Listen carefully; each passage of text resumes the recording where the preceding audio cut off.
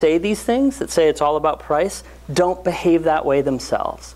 Now you have to be really nice about pointing this out, because you can imagine how upsetting it could be to have your worldview crashed in front of you, or at least lose the argument on such simple grounds. But the reality is, people are way more complex than business people's dogmatic sort of assumptions make room for, and that's our room to play as developers, as designers, as engineers, because the reality is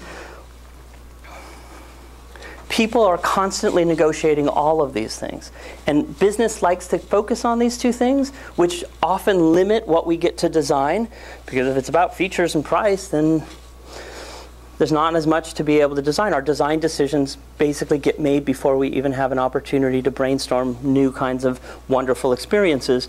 The reality is people pay for this stuff all the time. You just have to convince them, or you have to make it clear, or you have to figure out what categories they value these things on versus these things. We don't all care about the same things. So it's a dynamic conversation.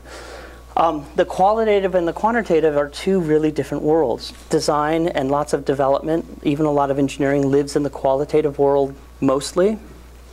Business often lives in the quantitative world. Now, we can define these things in business terms and accounting terms literally as book value. This stuff is about, at any given moment on a balance sheet or in an income statement, there is the book value of the company, which is, if we shut the doors now and sold off everything, we have chairs and computers and a couple patents, whatever, this is what we could get for the company.